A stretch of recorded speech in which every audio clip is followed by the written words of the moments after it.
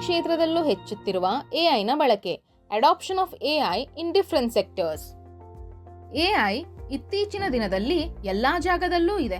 ಮಕ್ಕಳ ಶಿಕ್ಷಣದ ಮಟ್ಟವನ್ನು ಹೆಚ್ಚಿಸಲು, ಕೃಷಿಯಲ್ಲಿ ಬೆಳೆಗಳ ಇಳುವರಿಯನ್ನು ಹೆಚ್ಚಿಸಲು, ಯಾವುದೇ ರೋಗವನ್ನು ಶೀಘ್ರವಾಗಿ ಪತ್ತೆ ಹಚ್ಚಲು, ರಸ್ತೆಗಳಲ್ಲಿ ಟ್ರಾಫಿಕ್ ಅನ್ನು ಮ್ಯಾನೇಜ್ ಮಾಡಲು, ಈ ರೀತಿಯ ಅನೇಕ ಸಮಸ್ಯೆಗಳಿಗೆ ಎಐ ಒಂದು ಪರಿಣಾಮಕಾರಿ ಪರಿಹಾರವಾಗಿದೆ ಎಂದು ನಿಮಗೆ ತಿಳಿದಿದೆಯೇ?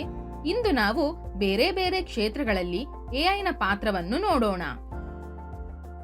ಶಿಕ್ಷಣದಲ್ಲಿ ಎಐನ ಸಹಾಯದಿಂದ ಶಿಕ್ಷಕರ ದೈನಂದಿನ ಕೆಲಸ, ಅಂದರೆ ಯಾವುದೇ ವಿದ್ಯಾರ್ಥಿಗಳ ರೆಕಾರ್ಡ್ ಇಡುವುದು ಮತ್ತು ಅಟೆಂಡೆನ್ಸ್ ತೆಗೆದುಕೊಳ್ಳುವುದು ಈಗ ಸುಲಭವಾಗಿದೆ. ಮೈಂಡ್ ಸ್ಪಾರ್ಕ್ನಂತಹ ಶಿಕ್ಷಣಕ್ಕೆ ಸಂಬಂಧಿಸಿದ ಸಾಫ್ಟ್ವೇರ್ಗಳು ಮಕ್ಕಳ ಕಲಿಕೆಯ ವೇಗ ಮತ್ತು ತಿಳುವಳಿಕೆಯ ಅನುಗುಣವಾಗಿ ಅವರಿಗೆ ಅಭ್ಯಾಸವನ್ನು ಮಾಡಿಸುತ್ತವೆ. ಲರ್ನಿಂಗ್ ಡಿಸಬಿಲಿಟಿ, ಅಂದರೆ ಕಲಿಕೆಯಲ್ಲಿ ತೊಂದರೆ ಇರುವ ಮಕ್ಕಳಿಗೆ ಇದು ಬಹಳ ಉಪಯುಕ್ತವಾಗಿದೆ ಎಂದು ಸಾಬೀತಾಗುತ್ತಿದೆ. ಕ್ಯಾನ್ಮಿಗೋ, ಸ್ವಿಫ್ಟ್ ಚಾಟ್ನಂತಹ ಆಪ್ಸ್ಗಳಲ್ಲಿ ಎಐ ಬಾಟ್ಸ್ಗಳೊಂದಿಗೆ ಮಾತುಕತೆ ಮಾಡಿ ನೀವು ನಿಮ್ಮ ಸವಾಲುಗಳಿಗೆ ಉತ್ತರವನ್ನು ಪಡೆಯಬಹುದು. ಎಐನಿಂದ ಶಿಕ್ಷಕರು ಮತ್ತು ವಿದ್ಯಾರ್ಥಿಗಳು ಇಬ್ಬರಿಗೂ ಲಾಭವಿದೆ.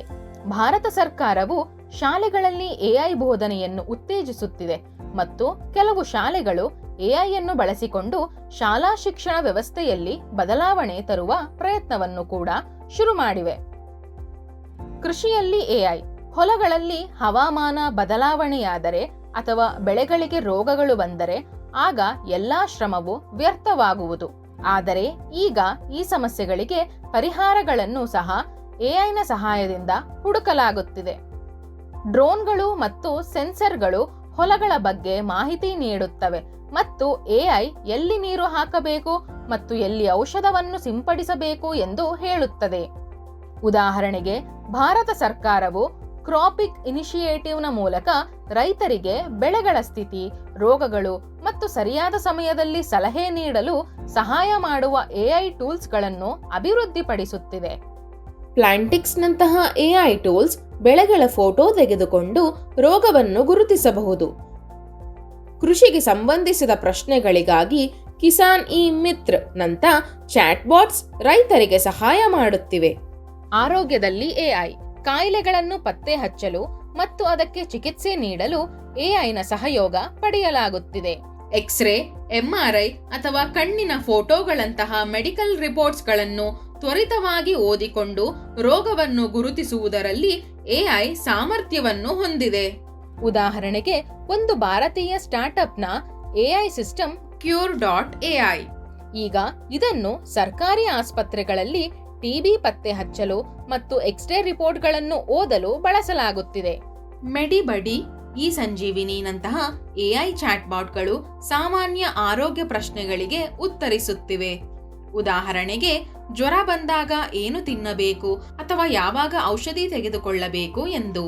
ಆದರೆ ನೆನಪಿನಲ್ಲಿಡಿ, ಆರೋಗ್ಯ ಚಾಟ್ಬಾಟ್ನಿಂದ ಯಾವುದೇ ಮಾಹಿತಿಯನ್ನು ತೆಗೆದುಕೊಳ್ಳುವ ಮೊದಲು ಯಾವಾಗಲೂ ವೈದ್ಯರನ್ನು ಸಂಪರ್ಕಿಸಿ, ಏಕೆಂದರೆ ಪ್ರತಿಯೊಂದು ಸಲಹೆಯೂ ಪ್ರತಿಯೊಬ್ಬ ವ್ಯಕ್ತಿಗೂ ಸರಿಹೊಂದುವುದಿಲ್ಲ. ಭಾರತ ಸರ್ಕಾರ ಮತ್ತು ಎಐ. ನಾಗರಿಕರ ಸೌಕರ್ಯ ಮತ್ತು ಸುರಕ್ಷತೆಯನ್ನು ಹೆಚ್ಚಿಸಲು ಭಾರತ ಸರ್ಕಾರವು ಕೂಡ ಕ್ರಮೇಣವಾಗಿ ಎಐ ಅನ್ನು ಬಳಸುತ್ತಿದೆ. ಐಎಂಡಿ, ಅಂದರೆ ಹವಾಮಾನ ವಿಭಾಗ, ಎಐನ ಸಹಾಯದಿಂದ ಮೊದಲಿಗಿಂತಲೂ ಉತ್ತಮ ಹವಾಮಾನ ಮುನ್ಸೂಚನೆಯನ್ನು ನೀಡುತ್ತಿದೆ. ಭಾಷಿಣಿ ಆಪ್ನಿಂದ ಭಾರತೀಯ ಭಾಷೆಗಳ ಅನುವಾದಕ್ಕೆ ಸಹಾಯ ಸಿಗುತ್ತದೆ. ಉತ್ತರ ಪ್ರದೇಶ ಮತ್ತು ಮಹಾರಾಷ್ಟ್ರದಲ್ಲಿ ಶೀಘ್ರದಲ್ಲೇ ಅರಣ್ಯಗಳ ಮೇಲ್ವಿಚಾರಣೆ ಮತ್ತು ಅಕ್ರಮ ಕಟಾವುಗಳನ್ನು ನಿಲ್ಲಿಸಲು ಎಐ ಕ್ಯಾಮೆರಾಗಳು, ಜಿಪಿಎಸ್, ಡ್ರೋನ್ ಮತ್ತು ಎಐನಂತಹ ಟೆಕ್ನಿಕ್ಗಳನ್ನು ಬಳಕೆ ಮಾಡಲಾಗುತ್ತದೆ. ಸ್ವಯಂ ಮತ್ತು ದಿಶಾನಂತಹ ಶಿಕ್ಷಣ ಆಪ್ ಎಐನಿಂದ ಮಕ್ಕಳಿಗೆ ಅವರ ಸ್ತರಕ್ಕೆ ಅನುಗುಣವಾಗಿ ಕಲಿಯುವಲ್ಲಿ ಸಹಾಯ ಮಾಡುತ್ತಿದೆ. ಕೃಷಿ, ಆರೋಗ್ಯ, ಭಾಷೆ, ಭದ್ರತೆ ಮತ್ತು ಶಿಕ್ಷಣದಂತಹ ಕ್ಷೇತ್ರಗಳಲ್ಲಿ ಎಐ ಬಳಕೆಯನ್ನು ಹೆಚ್ಚಿಸುವ ಮೂಲಕ ಸರ್ಕಾರ ದೇಶವನ್ನು ಸ್ಮಾರ್ಟ್ ಮತ್ತು ಸಮರ್ಥವನ್ನಾಗಿ ಮಾಡುತ್ತಿದೆ. ಎಐನ ಪ್ರಯೋಗ ಶಿಕ್ಷಣ, ಕೃಷಿ, ಆರೋಗ್ಯ ಕ್ಷೇತ್ರಗಳಲ್ಲಿ ಹೇಗೆ ವೇಗವಾಗಿ ಬಳಕೆಯಾಗುತ್ತಿದೆ ಎಂಬುದನ್ನು ನಾವು ನೋಡಿದೆವು. ಎಐ ಈಗ ಕೇವಲ ಈ ಕ್ಷೇತ್ರಗಳಿಗೆ ಮಾತ್ರ ಸೀಮಿತವಾಗಿಲ್ಲ. ಇದರ ಉಪಯೋಗ ಫೈನಾನ್ಸ್, ಇ ಕಾಮರ್ಸ್, ಪರಿಸರ ಸಂರಕ್ಷಣೆ, ಭಾಷಾ ಅನುವಾದ ಮತ್ತು ಸೈಬರ್ ಭದ್ರತೆ ಇನ್ನು ಮುಂತಾದ ಹಲವು ಕ್ಷೇತ್ರಗಳಲ್ಲಿ ವೇಗವಾಗಿ ಹರಡುತ್ತಿವೆ. ಆದ್ದರಿಂದ ನಾವೆಲ್ಲರೂ ಎಐ ಅನ್ನು ಕೇವಲ ಒಂದು ಜಿಜ್ಞಾಸೆ ಎಂದು ನೋಡುವ ಬದಲಿಗೆ ಅದನ್ನು ಅರ್ಥ ಮಾಡಿಕೊಳ್ಳಲು, ಕಲಿಯಲು ಮತ್ತು ದೈನಂದಿನ ಜೀವನದಲ್ಲಿ ಮತ್ತು ಕೆಲಸದಲ್ಲಿ ಸರಿಯಾದ ರೀತಿಯಲ್ಲಿ ಬಳಸಲು ಶುರು ಮಾಡುವ ಸಮಯ ಈಗ ಬಂದಿದೆ. ಈಗ ನಿಮಗಾಗಿ ಒಂದು ಕೆಲಸ.